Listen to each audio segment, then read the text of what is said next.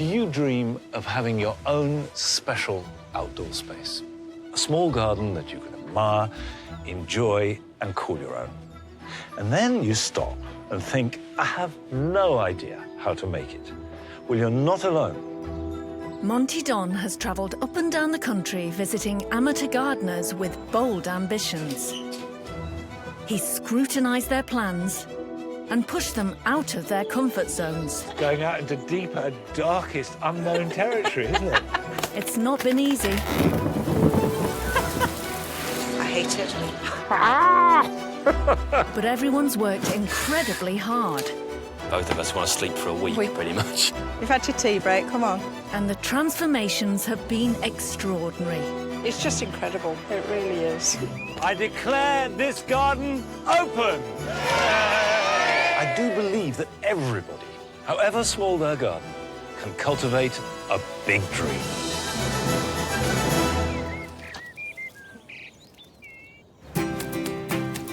This time, Monty meets two sets of gardeners who have unimaginable dreams for their outdoor spaces. The strength of this garden will be because it's so bonkers. We've gone from mad to possible. From an unloved back garden... If it was down to me, there'd be a gardener coming in once or twice a month. You'd rather do the ironing, wouldn't you? To a wooded wasteland. Call us idiots, but this is one of the most difficult sights you could come across. At least you'll make everybody laugh. Will they succeed in turning their dreams into reality? This is like my tribute to my childhood. If I get it right, that's what it'll be. We're not very clever when it comes to plants. We need help. We need help. Our first garden is in Essex. Civil servant Dave and primary school vice principal Denise moved in 13 years ago, but have so far failed to make much of an impact on their outdoor space. Our garden at the moment is very functional. Dave's only visits the shed when he's hanging up the washing, so we've not really used it to its full potential. But they've decided that now is the time to take the garden in hand. Next year is a huge year for us. We've been married 25 years. We can celebrate that next year. And we can celebrate that next year. And next year I'm 50, so that's a bit of a milestone. Our son is 21. So having a garden for socialising is important. And Denise is keen to recreate a garden that played an important role in her childhood. But reluctant gardener Dave isn't quite as enthusiastic. I have a good work ethic, and Dave tries to avoid a work ethic. Denise is the one who's got the passion and the drive to get it done. I'm a reluctant passenger, shall we say, but I'm still on the bus. I'll manage Dave through the whole lot, and he'll be grateful that I did that.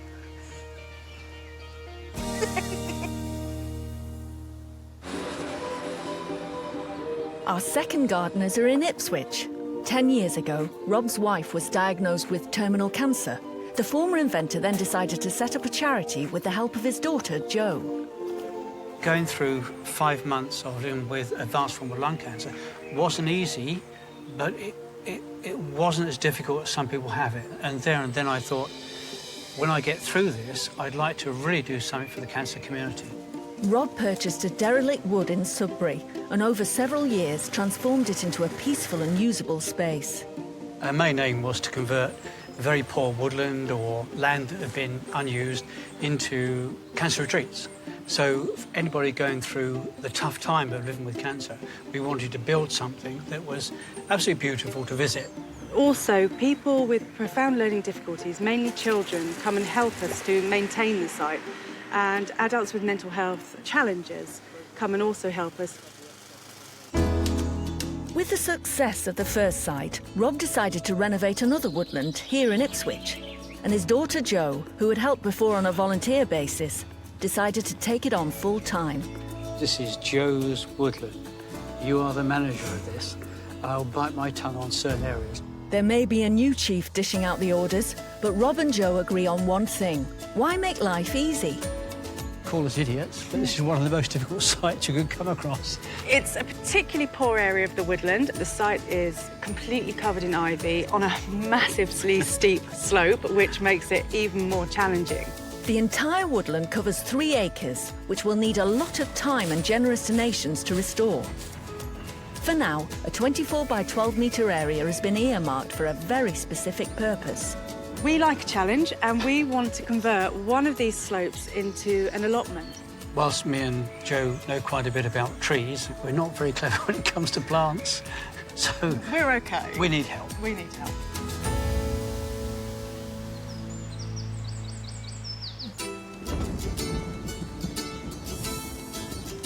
It's May in Essex, and Monty is on his way to meet Dave and an excitable Denise. Having Monty on board is really important to me because we are amateur gardeners and through. And Dave's not even a wannabe gardener, really.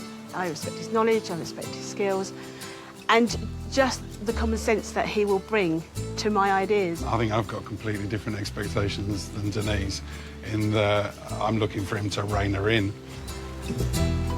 With that challenge, Britain's favourite gardener arrives to mediate. Hello, Monty. Hello. I'm Denise. Nice to meet you. And this is Dave. Hello, Dave. Do come in. So here's our garden. Here we are. And you might think, oh, this is a lovely garden. But actually, for the last 13 years, we've only used the decking space. Just this little bit here. Yes. Apart from putting the washing on the line or getting the bikes from the shed, we've never really ventured down there. Well, I'm flabbergasted. So the extent of your horticultural universe has been contained within the balustrade. Absolutely. Do you want to transform this area and ignore that, or do you want to include the whole garden? In my mind is to actually focus on beyond the decking. Well, so this is going out into deeper, darkest, unknown territory, isn't it? Beyond the decking, it's like a B movie. So have you had any plans and thoughts? Yes, ruins. Real Really? ruins. So That's interesting. When you say ruins, what sort of ruins? So I thought I might want to go medieval, but the memory and the image that's in my head, it's an old brick mill that's fallen down. And so, just to be clear about this, you're thinking of putting an old brick mill out there and creating a garden around it. Is that right? Yeah, that's basically it. Well done. I'm glad you see it. I was trying to exaggerate. I realise I haven't told the half of it. No. With such an audacious dream, Monty needs to see the plan for himself. I would love to see what you put on paper.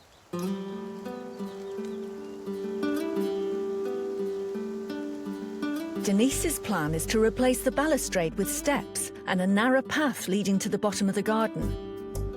The shed will be demolished to accommodate a courtyard seating area. And next to this, a 6-foot-tall brick folly will be erected. A set of ruins will take centre stage, and wooden sleepers will form 2 planting beds filled with wildflowers. What will Monty think of her big ideas? There is a strong tradition, sort of late 18th century, early 19th century, of doing this type of thing with follies, with things that look as though they're leading somewhere, but in fact don't. So this is founded in good British gardening tradition, you know, 100 years old. You know, it works, people have done it, and it's exciting. Monty is on board with Denise's concept, but he has some reservations. Why do you need the sleepers? I was just mindful of how much brick I was putting in. As a contrasting material, I thought the sleepers might be an idea of modernising the ruins. I would say that you should go with the theme you've chosen and stick with it. So don't try and soften it or diminish it or modernise it or in any way deviate from your chosen path. The strength of this garden will be because it's so bonkers. It's mad, building a ruin in the back garden like that. You know, that's lovely. It's almost as though you're trying to sort of say, well, it's not that mad, it's bonkers, but there is a proper garden there too. We don't want a proper garden. No, we don't. We want your garden. Our garden. So my instincts are ditch the sleepers. Personally, that's what I would do. With the sleepers ditched, Monty thinks there's room in the garden for a water element. And you could have it spilling in a spout. You could have it just overlapping, like a sort of infinity pool type spinning. There are options. I'm interested now. Monty's advice to Denise and Dave is to stick to their guns and embrace their bold design by getting rid of the wooden sleepers. He suggests they include a water feature within the ruins. And instead of wildflowers, which will only last a couple of months, they should choose planting that will provide interest all year round. Monty also advises them to make the path wider and easier to navigate. But with so much going on in the garden, there's an important question to consider. How much money have you got? Well, the man from Del Monte Yeah. says 8,000. Right. And that's because we're mindful of the fact that we will need a bit of help building the folly. I think a lot of people would think, crikey, £8,000, that's a lot of money. Bricks are not cheap. Bricks and anything with bricks and mortar, you've got a price tag to, and you know, I want the wall not to become a ruin straight away. And if I build it, But you want a ruin. but a wall's a wall. Yeah, so the folly has got to stand the test of time. To help Denise and Dave see how their design could look in their 9 by 8 metre garden, Monty gets to work. You're measurer, I'm staker. Although Denise may be happy to invest in a builder, if she doesn't get her measurements absolutely right, it'll be her budget that ends up in ruins. This is supposed to be in line with that, is it? Yeah. OK, let's work off that. In which Okay. case, this is wrong. This is wrong. Yeah, you're right. My bad. Already, the cracks in the plan are beginning to show. It's just as well they're marking out the design with sticks and string. Matt, but there's nothing there. Shall we go up and look down on it? Let's have a look. Right, what's your immediate reaction? Well, it's a bit more squashed than I thought. Do you feel that marking it out like this is a good exercise? Absolutely. It's more out than I thought it would be, but actually, I'd rather know now than later on. Yeah, my advice would be to not hurry this process. And if it takes an extra week, I promise you you'll save a week. Yeah, and probably a heartache. Yeah, this is a big thing you're doing. This is not something you do every week. No. You know, get it right. Get it so you're happy. For today, my work is done here. Get some walls up, then give me a call. Sounds like a plan. Good, I've had fun. Thanks very much, and I'll see you in a few weeks' time. All right, bye-bye. Of course, Denise's plan is completely extreme and wacky. It's delightfully bonkers. Monty worried me at the beginning because I felt like he was almost giving Denise licence to take her vision even further than I'd anticipated. Although the details of marking it out are important, and it's always good to expose the virtues and flaws of a design by simply laying string out where there are lines on paper, it's the ruins and the walls that count. So when I come back, I hope they're already well underway, and we can start to finesse it with some planting.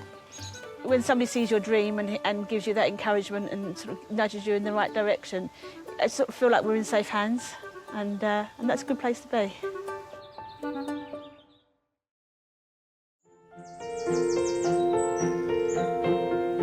A few weeks later in Ipswich, Rob and Joe are nervously awaiting Monty's arrival. I'm really, really looking forward to Monty coming to see the plot. However, I am a little frightened that he's going to have a look at it and say, there is nothing you can do with this. And the duo do a bit of housework to get ready for their important visitor. Hello. Monty. Hi. Nice to see you. Good to see you. Nice to meet Hello. you. This is going to be our terraced allotment site. You want to have an allotment on this slope? Yes. Yes. OK. To terrace that is quite a big undertaking. I mean, it's quite dramatic, that. We like big undertakings. OK. Why do you want to grow vegetables? A lot of the volunteers and a lot of the people that we support here at the Woodland, we quite often feed them at lunchtime, and also it'd be really good for them to be part of the whole process of growing the vegetables and then using it to do cookery. Especially the children. Exactly. Which is more important, producing the food or the process and the educational?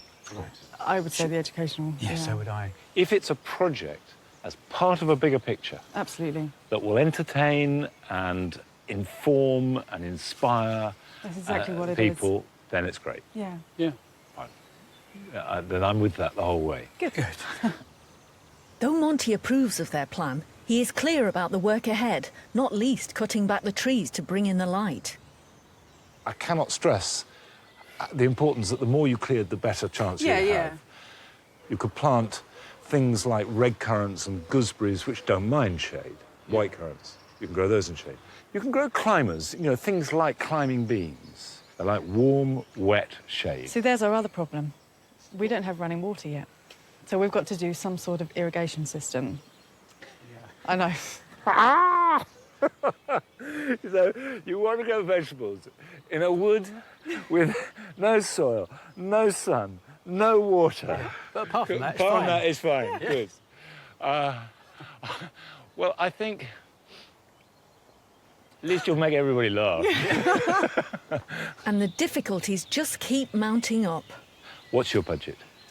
Maximum we would have is £1,000. What would that be spent on?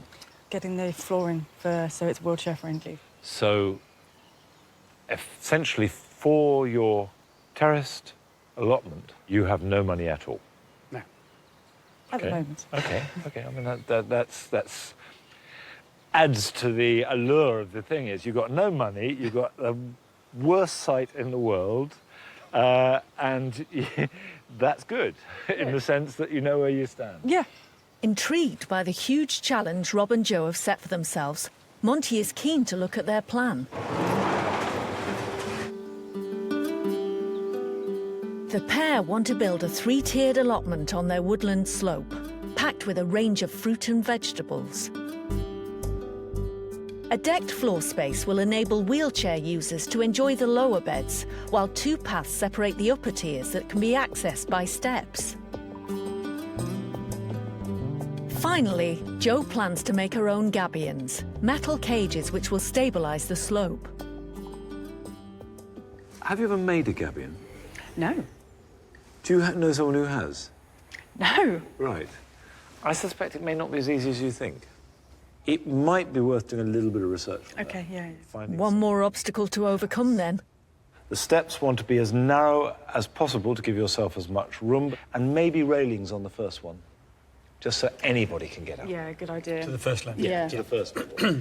Then I would suggest that your first path is wider than the second one. Yep. Okay. But the second one I'd make really quite narrow, just wide enough for somebody to walk single file. Yep. And that will buy you more bed space. And that's the other point. You realise that everything that goes up there is going to have to go up these steps, and you're going to have to take compost and manure up there, and they're going to be carried up in buckets. Yeah. So strong steps. Strong steps, non-slippery steps. Yeah. That's the key thing. Monty wants Jo and Rob to maximise their bedding space to accommodate more planting. He suggests they make both the steps and the upper paths narrower and attach chicken wire to provide a non-slip surface. Next, they should shrink the decking area so as to make the size of their beds bigger. And because of the heavy clay soil, he also thinks they should include a drainage system for excess water. Monty likes the idea of using gabions and suggests they become dual-purpose by filling them with herbs. But before Jo and Rob can do anything, they need to remove the overgrown ivy covering the ground. Monty's happy to lend a hand, and Jo has arranged for some volunteers to come in and help as well. Hello. And they all get stuck in.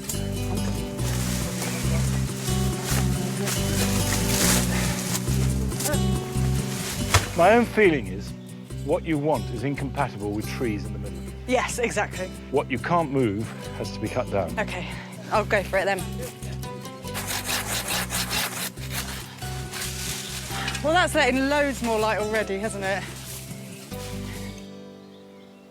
Yeah, I think it'll be okay. You're a bit more optimistic about it now, Monty. Well, I am. I just thought you were crazy. Now I think it's going to be really difficult, but possible. Good. So if you're up for really difficult, I'm up for it. good. Right,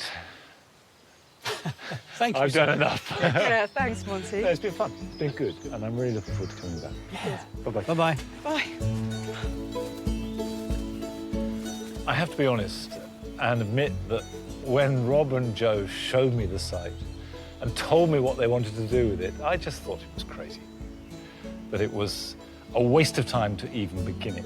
And I was working out ways of letting them down gently. But, having cleared it, having seen the plans and spent the day with them, I believe it could happen. I'm feeling exhausted, but really excited about the next stage of it.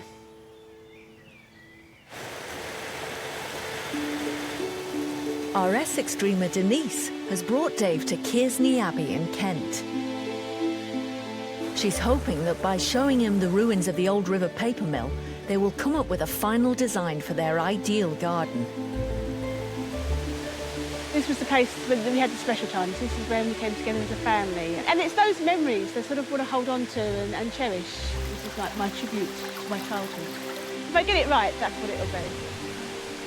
The spirit of that feature there, I don't think we could have the whole lot. It'd be overwhelming in our little garden. We'll get a picture from the front of this, but maybe that'll add some height in the brickwork. Even reluctant Dave is entering into the spirit of it all now. When you come here, you get the sound of the water, and I think you lose yourself in it. Everything's growing in the brick there. That's beautiful. It's the sound, isn't it? More than what you see is what you hear. I think if you're going to bring elements of Kearsney Abbey to the garden, it would be a shame if you don't actually bring at least the sound of water. Dave really isn't letting go of Monty's suggestion of a water feature. Inspired.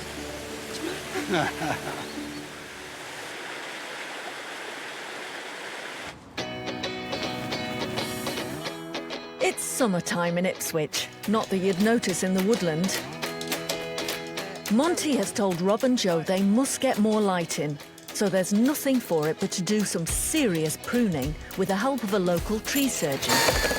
What we want to achieve today is to clear the dangerous branches to let the sunlight in.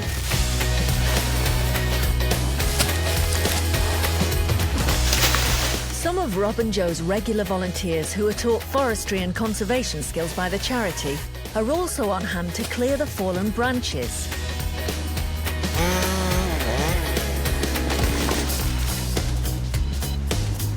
Jo is also having to take up another suggestion of Monty's rather more quickly than she'd thought. We've had so much rainfall recently.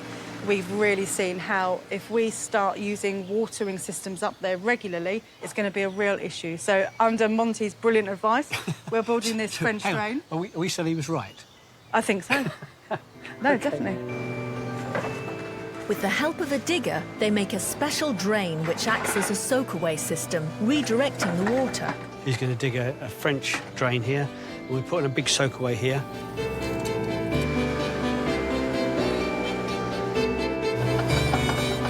And while they have the digger, Rob has a plan for that treacherous slope. I think working with the plan, we can actually slightly reduce the slope as well. The pair seem to have completely remodelled the site. Not bad for a day's work. Everyone's worked so hard and we've definitely exceeded all of our expectations. Yeah.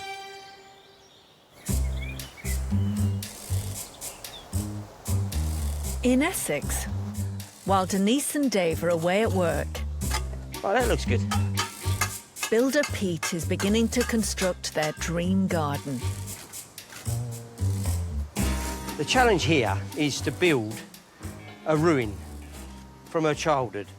This is where she took the pictures of it, and we're trying to construct her childhood dream. The walls have got to look really, really old, which is harder than making it look good. Although the costly construction work has begun, Denise hasn't followed Monty's advice to get her final plan down on paper. It's not a problem, but if we add it on paper, it will make it much easier. Like building a house is simple. Building something in someone's head is not so simple.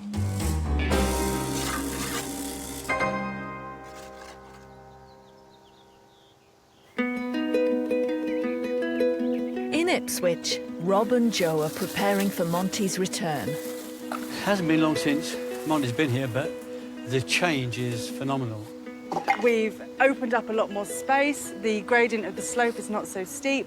So I'm really hoping that Monty's going to kind of look at the site and think, yeah, we can actually do it this time. I left last time really impressed by the energy, that was going into this project, but energy alone is not going to be enough. To even consider making this viable as a vegetable plot, a huge amount of preparatory work has to be done. So I suppose really what I want to see is just how far they've got on with that, because they've got to be realistic. This has got to be transformed. Hello? Hello? Hey, Monty. Well, somebody's been doing some work. Well, it's us. Nice to see you. How are you? I'm trying to remember what it was like. What was a really forbidding slope, you know, suddenly looks a little bit more accessible, doesn't it? Yeah. Yeah. If I'd come initially and seen that, and you said we'd like to grow something edible, preferably wonderful vegetables on there, I would have thought it was tricky, but possible. So I think we've gone from mad to possible. Yeah. Excellent. Well, that's a relief. And now it's time for Monty to roll up his sleeves and help with the next task. Building a gabion for terracing, something neither of them have done before. Yeah, we're going to find out how to do it by doing it. Yeah. The gabions will be instrumental in stabilising the slope and preventing subsidence. Joe has salvaged some old wire fencing from the woodland, which when cut to size will be perfect. One gabion. They attach the sides with a simple wire tie. Right, how solid does that seem? Well, it's not that bad, is it, for a first effort? Yeah. We can't put the top on No. till we filled it up, but we can fill with anything. Normally filled with stones, but it could be hardcore, it could be bricks, it could be tiles. Should we try and put it in position to see if it does fit? Okay. Right. OK, we're ready for you. You are ready, are you? Right. So that has got to be flush with that, and Yeah. it should be the same height, should it? Well, Yeah. yeah, well, it's only just out. For some reason, we're a bit proud. Yeah, I can take that down a couple of millimetres if you like. No, Yeah. to be honest, I think when that's loaded up with stone, it might even sink a bit. Yeah, good point. We're quibbling. It looks great. It does. It looks good. I'm happy with it. Are you happy, Joe? Yeah, really happy. Done. To fill the gabion, Joe has decided to use house bricks which were found in and around the site. Let's say another like that. I mean, it doesn't have to be perfect, does it? It's not going to be perfect, don't worry. Behind this, you can just chuck in any old stuff. Yeah. How about that? Look at that. See, I think when that's planted, it will look That nice. looks really nice. Yeah. Once the gabion is backfilled with rubble and topped with soil, it's time to get the herbs in. This is the apple mint. So we'll just loosen that up a bit. And I don't try and untangle it, No, okay. just break it. And what that will do is stimulate new growth. Right. Just rough it up. And then we'll put that in there, like that. And the advantage of that is it won't then spread and fill the whole thing. And take over. Yeah, and take over. Okay. Let's have some lemon verbena. Okay. So we'll put that in there. Got three What of these. The lavender and the lemon verbena and any Mediterranean herbs will like is the drainage. Oh, right, They will okay. love that because with the rubble underneath, this will drain really well. Yeah. So it's got some goodness, but it will also drain. It looks as though Joe's research has paid off. I tell you what, that's not bad. And if you have more like that, I think they'll look great. I think so too. Oh, is that lovely? Are you happy with it in principle? More than principle. I'm really pleased. Thank you for all your advice. Thank you for your advice. I now know how to make a gabion, which I didn't before. So that's brilliant. All right, I'm going to go. Bye-bye. Thank you. Mwah. Bye-bye. And I'll see you. I learnt so much today with working with Monty making the gabions, and we both learnt together about how to build them. I definitely think that Monty's starting to see the vision. I feel much more buoyed up now. And if what we achieve today can be expanded out across the whole site, then I think the results will not only be effective, I think it will look spectacular.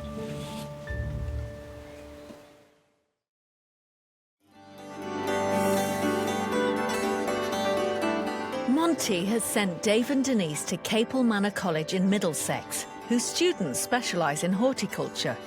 They're keen to make their ruins look as old as possible, and so are taking a tour of the Folly, built here just 6 years ago. It's amazing. Gardener Tom explains the quickest way they can add age to their structure is by introducing climbers. This is actually an ornamental grapevine, and it's got these fantastic leaves on it, really, really large leaves. You grow this for its autumn colour, so this goes pillar box red in the autumn. They're lovely. really, really fantastic. What I really like is that some of the leaves will be one colour in one part of the year and then change later on in the year. When the walls first went in, they almost looked a little bit too pristine, and so one of the first things we did was get the climbers up them, and I think they add a lot of interest, they age the walls, and they just help it settle down a little bit more, and I'd really recommend you include climbers in your planting.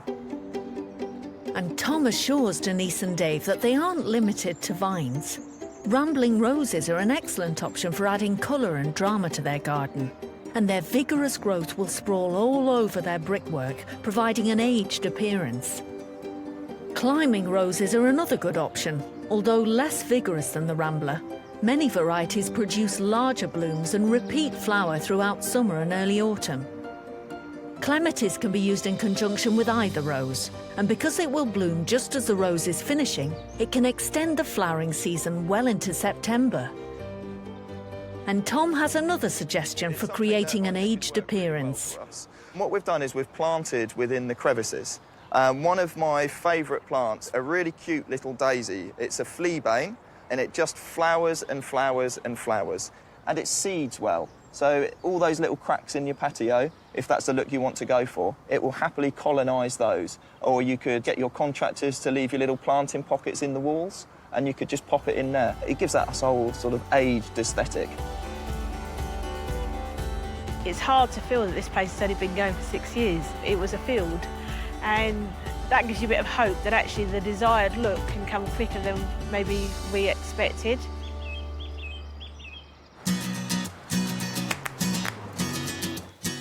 In Ipswich, Rob and Joe have yet another group of volunteers in. One half of the team is working with Rob to build the terraces and raised beds. We've got to knock it in the ground about that much. It's easy work. And the other half are assisting Joe in making more gabions. It's really simple. It seems the philosophy of many hands make light work is proving a good one.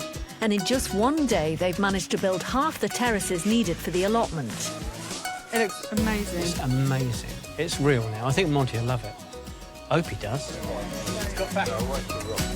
It really excites me to see all the plants in place now, and we've got the whole bottom layer done now. So that's brilliant, and it really shows what we can do with the upper layers. Yeah.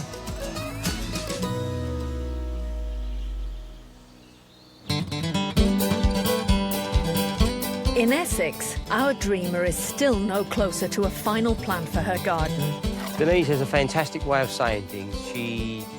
I've changed my mind slightly, and we giggle. In terms of the plans, there have been a few. I actually don't count anymore, but significantly more than 10. Oh dear. Morning. Morning, dear. How are you? All right. Obviously, we've had a little change here. Plan number 32. But Denise has an excuse for her indecision. To have a plan and stick to it might seem like a sensible thing to do, but actually you've got to have a garden you want to live with. Some things haven't changed, so the planters beyond the decking and the steps going down, that hasn't changed. The folly hasn't changed, it's just on a different side of the garden. At least this. That minimum of that height? Yeah, just so because then you've got the 2 tiers in the feature. Right, OK. Monty really challenged us to think about that central island, to think about that space and stay true to the ruins, not try and modernise it or put a twist on it. He said, keep it simple, keep it bold. So the middle part of the garden, he won't recognise at all. And I'm looking forward to see how he reacts to that. It's his fault that he inspired us to do this. Really, Denise? But the door looks fantastic, doesn't it? The recycled door. You know, they was going to use it as a spot board, and I went, no, that's the secret door. It's fantastic. Isn't it? And Pete has brought along Bill, who has a novel idea for ageing the folly walls. Basically, what we're trying to do here is accelerate the growing of moss by using a natural yoghurt It's quite a simple process, really. Just slap it on and just let nature take its place. I'll show you how natural it is. Yeah. Can I have a go? Of course. I am really fortunate that Pete's on my wavelength because he seems to have instinctively understands what I mean. Once we get the brickwork set up to the height so you want the rack backs, then you get the effect of it all then. Brilliant. A builder and a mind reader. Perhaps he should charge double. It's not your typical builder-client relationship. I'm really worried that your mind and my mind sort of Yeah, we're both harmonised. bonkers.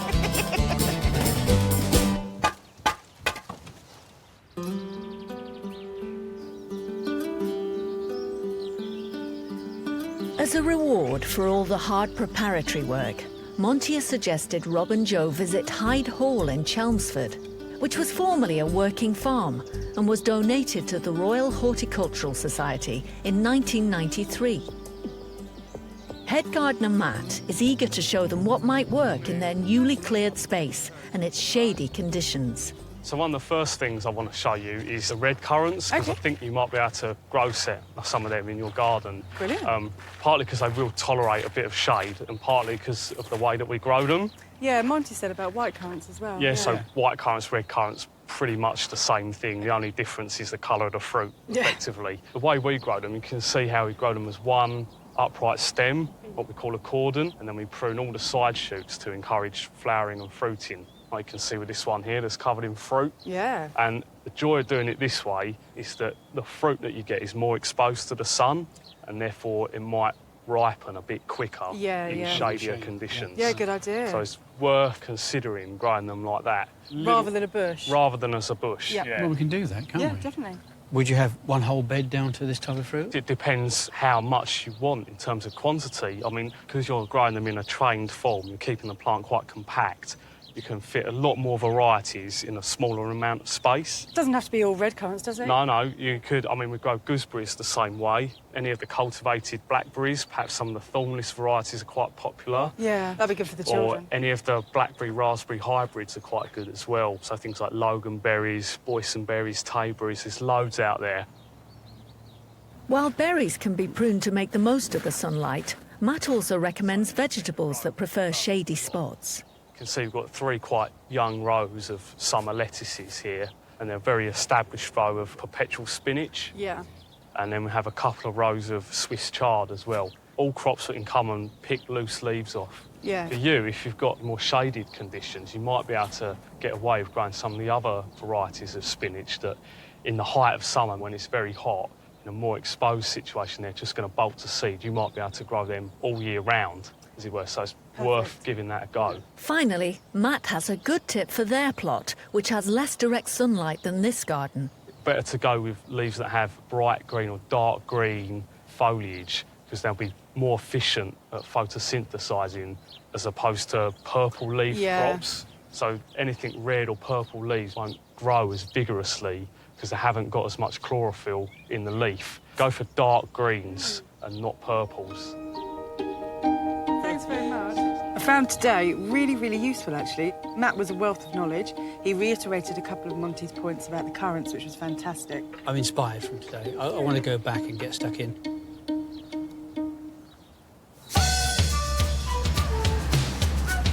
The building work is finally finished in Essex, and Monty is keen to see the result of Denise's ever-evolving plans. It's quite a long time since I was last here with Denise and Dave, and I'm expecting great things. I loved the idea of this folly, built in a back garden that hasn't really been touched for years. I'm expecting something spectacular. I'm really excited that Monty's coming back today. It feels like a lifetime's passed since he's been, and it'll be interesting to see how he sees where we've got to. Hello. Good morning. Oh, you've been doing something. Good to see you. How are you? Nice to see you. How do you? Morning. Yes. Wow. A little different to last time you came. It's more than a little different. It's transformed. Because when I left you, you had to do some refinements because things weren't fitting, were they? That's right. They weren't working out. So what happened next?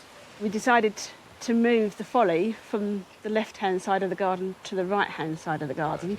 So it was the main feature that came down from the path, because we wanted to keep it simple. Yeah. This is the bony structure, if you like, that it will be fleshed out by plants. Yeah. And at certain times of the year, half hidden by plants. Mm. We're hoping that. We want to have the plants working all year. Yeah, I mean, that, you don't need to hope it. You make it happen. That's down to you. So, has all the replanning had any knock-on effects? In terms of budget, where are you now? This is the money man roaring with laughter. No. Genuinely, I have no idea. Right. Because the budget, in terms of the original 8,000 that we said, we know that that's blown. So you're over budget. We don't need, but you don't know by how much. But you seem remarkably unconcerned about that. They've delivered exactly what we wanted. Whatever the bill is, I feel that it's going to be a fair bill. So whether it would be... I must come and work for you. I like your employment style. The one thing I would say, in all honesty, is my son has been warned that his ISA might be depleted. OK. OK. With the ruins up and the bank balance in tatters, they'd better get on with the planting. Denise wants a bed of lavender, but worries about her soil and needs Monty's advice to give her plants the best start. Basically, we've got clay. Okay. If I turn that over... Yeah.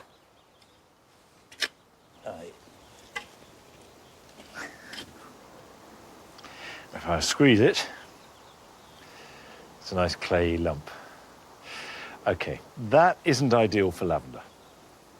So what you'd need to do, is as much as possible, is lighten that up. OK. There are two ways of doing that. One is to dig in organic matter, compost, manure, bark, leaf mould, anything like that will help a lot. The other, which is even more effective and probably more suitable for lavender, is grit. OK. Stone. Have you got any grit and stone? I have. Lavender likes poor soil. OK. It's to thrive. Well, I want it to thrive in the worst conditions and... Well, what you call the worst conditions is best for lavender. Yeah. Sprinkle this on like this.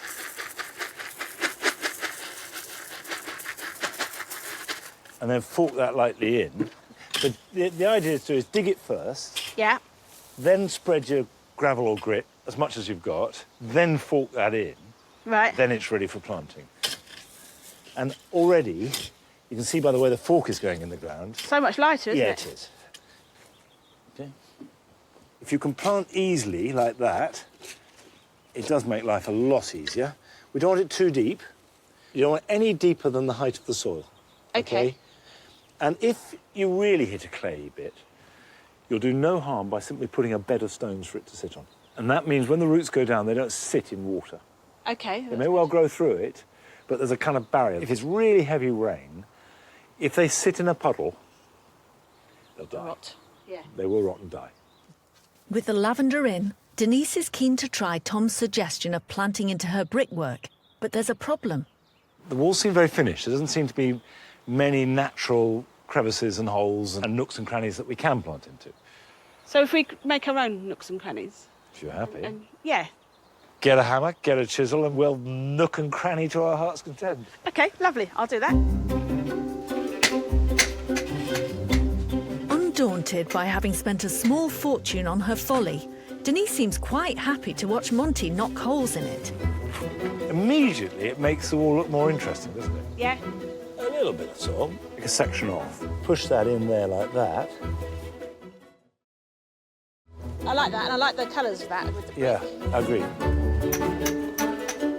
She's chosen a selection of alpines and succulents, which are really easy to plant. All that's required is a hammer and chisel. Over time, these plants will self-seed and spread over the brickwork, creating the aged appearance and coverage that Denise is after. They're called house leeks because they grow on the roofs of houses, and they've evolved to grow with very, very poor soil. If we're lucky, root in there. OK. Lovely. So I think that's it for today. When I come back, Dave will be too busy gardening to speak, having found your true love, your true calling in life. We'll say. Before he leaves, Monty has a last bit of advice. Don't make the mistake of underplanting to allow things to grow in a year or two. Overplant and take things out in a year or two. Oh, OK. It's a small garden, you can afford to do it. OK, I'm going. Thank you very much. Bye-bye so much. Cheers. What you have there is the fascinating backbone of a garden, but not yet a garden. They need to really put the same energy and attention into the planting that they have into the structure. Understanding what your soil is and how best to get your plants to work for you from that. That was really the magic of Monty for me. When the planting is done, then there will be a garden. That's what I'm looking forward to celebrating when I return.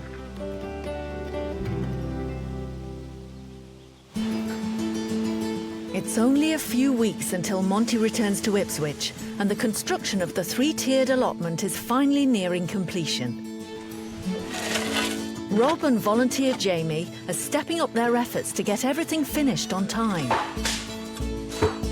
With her clients counting on her, Jo is eager to get some vegetables into the ground. And not content with only planting in the beds, she is utilising all the space she's got. Because of our budget, we could only really have these 6 beds to grow our main crops.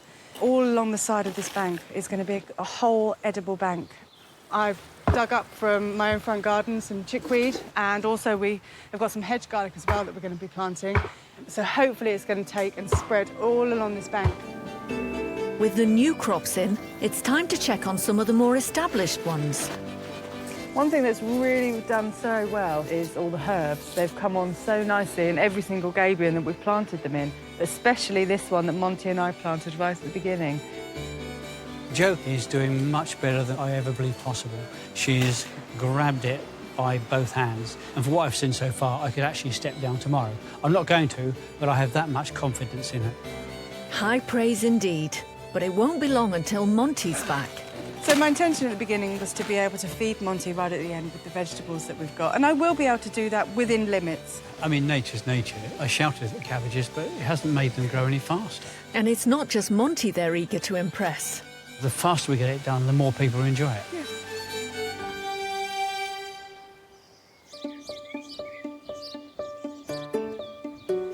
In Essex, with the clock ticking to Monty's return, Dave's finally getting his hands dirty.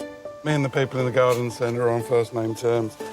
No, it's watering. I'm getting quite good at watering plants. Could the reluctant gardener finally have found his calling? If it was down to me, there'd be a gardener coming in once or twice a month. You'd rather do the ironing, wouldn't you? Yeah. Maybe not. It starts to feel like a garden now, but there's still so many more plants to go in.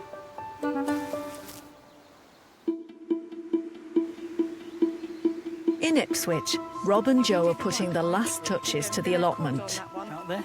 I am now going to plant the very last Do you want to clap? plant. No. I'm really, really excited about showing our new allotment off to Monty. I think he's going to be relatively shocked and surprised by what we've done. When I left Rob and Jo last time I was here, I was very impressed by the amount of work they'd done, and it seemed to me that everything was possible. I do hope, for their sakes, that they managed to grow something. Because if they have, that will be some achievement. And before Monty arrives, there's just time for a final decorative flourish. Just a few months ago, this site was a dark, deserted wasteland with a sharp slope riddled with ivy. Hi. Hello, hello. Wow. Nice to see you. Yeah. Good to see this. Now it has been totally transformed into a usable and valuable space. Non-slip decking enables wheelchair users access to the allotment, and a sturdy set of stairs allows the more able-bodied to reach the upper tiers.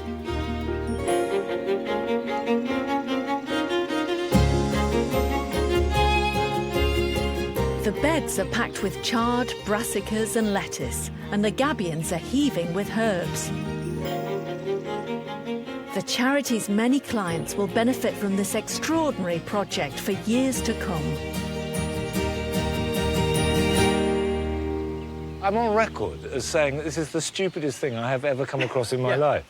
You know, nobody but a madman or a fool would want to make a vegetable garden here. And you've proved me completely wrong. And it's growing. Yeah. Correct me if I'm wrong, but I seem to remember there was a plan at some stage to have a second set of steps. Or... There was. Right. Hands up, Governor. Right. After completing that one, that was enough. You thought, blow that for a lark. Yeah. This decking transforms it, doesn't it? Absolutely, yeah. It really does. So in terms of growing, what have been the success stories? Chard, lettuces, the herbs overall, lemon verbena in particular, that's been amazing. Things that haven't gone well have been beetroot. That's been completely eaten overnight. Twice we've replanted it. The real difference is, to me, this feels like a place that you can come to. You know, it's not just about the beds. No. It's about the whole feeling of the place. Yeah. So in terms of budget, have you gone over? Okay. Yes, we've definitely gone over, but we were really lucky to get a grant to help us with the wheelchair-friendly decking, so that was fantastic. How much does it cost? I'd say up to £3,000. What were you intending to spend? 1,000. 1,000. OK, so 300% over budget. But it looks great. It looks fantastic. We love it. It's clearly working. It's growing. The transformation is incredible. With those words of praise, Rob and Joe are ready for Monty to taste the fruits, or rather the vegetables, of their labour. And as they're tucking in, friends and family arrive to show their support.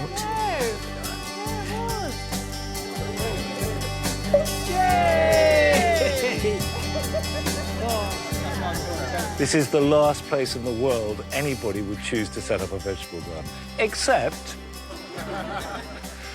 and they've done it. They've done it against all advice, all odds, all good sense. And that's how interesting things happen. So to Joe and Rob and the future and more impossible dreams. Thanks. I think they've done a great job. I think it looks amazing. It's sort of definitely made the best of a very difficult site. It just looks absolutely fantastic. I think the whole community is really buzzed about what's been achieved here in a really short period of time. What they've managed to do on this site, it's just, well, it's just incredible. It really is. Good luck with the work. Bye-bye. If this was just about making a vegetable garden, it would have been a triumph over every kind of good sense. Having 50 to 60 odd people here today with Monty in this space, enjoying the vegetable gardens that we've produced has been absolutely astounding. So I'm pretty proud of us. Well, I'm proud of this as well. Yeah. The garden is only part of the dream. And like the plants, this big, big dream can now grow and thrive.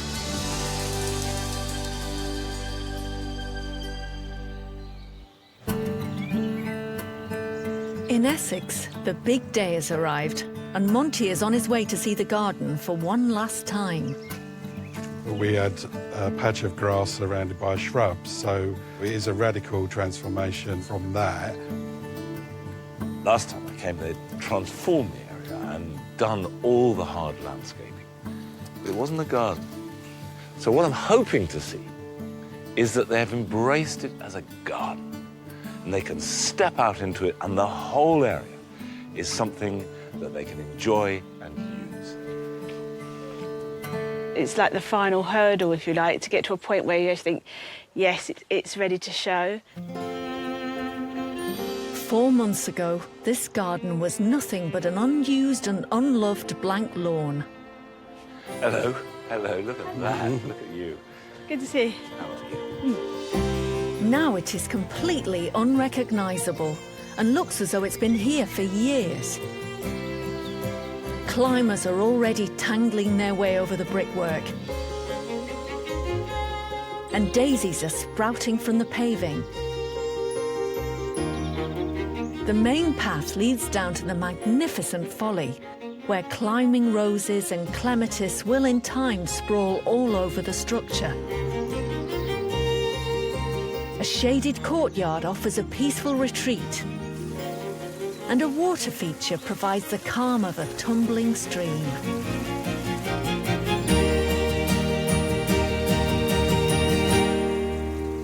I love the planting up in the middle.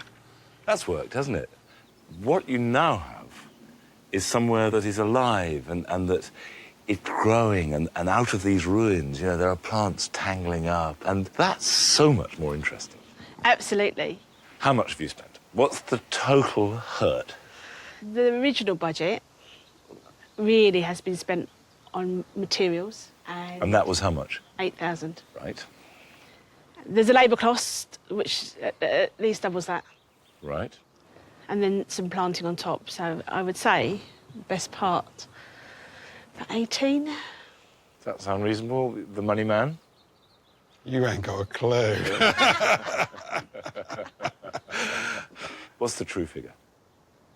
In the region of 3 times what we originally budgeted. 25? There or thereabouts. I stopped counting after a certain period of time because we were beyond the point of no return. I think this conversation has to be put into the context of the fact that this is an amazing garden. You've done something that is completely unique. I have never seen anything like this attempted in a garden of this sort of size and scale and standing. It can't be compared to anything else. I like that. Well, it's a fact. And Dave got his way too with a water feature. It's neat, isn't it? Yeah. I like this vista.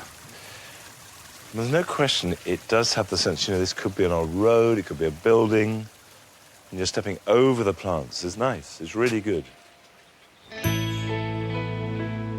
With Monty's approval, it's time to welcome family and friends to the party, including some who've had a helping hand turning a dream into a reality.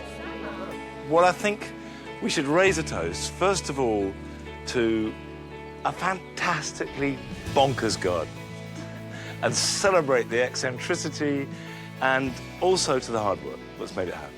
For bonkers and grafting has made a lovely garden. Cheers. Yeah. Now, horticultural happiness is out there. That's where the garden is, so let's remove the barriers. Right, these will never go back up again. Never, ever. It's open. Please go in and enjoy it. We've had a lot of satisfaction doing this and seeing the finished product with all the planting. Yeah, I think it's one of our best, to be fair. I don't know what it is, but it's one of our best. It does look fantastic. We're really proud of Denise for what she's achieved here, and she has spent many hours in this garden trying to perfect it, and so, yeah, we're really proud of her, aren't we? Absolutely. I think it just sums up what Mum is a bonkers project, and she is bonkers. It's time to relax and go. Okay, bye-bye. This really is extraordinary. It's an amazing thing to have done, and is absolutely in the hundreds of years old tradition of eccentric landscape British gardens. Here in a small back garden in a corner of Essex. Monty thought it was delightful, and I'm just so happy that we've got the garden that we have. All said and done, I think it was worth every penny. I feel proud for Denise and Dave. I'm really, really pleased to have been a tiny part of it.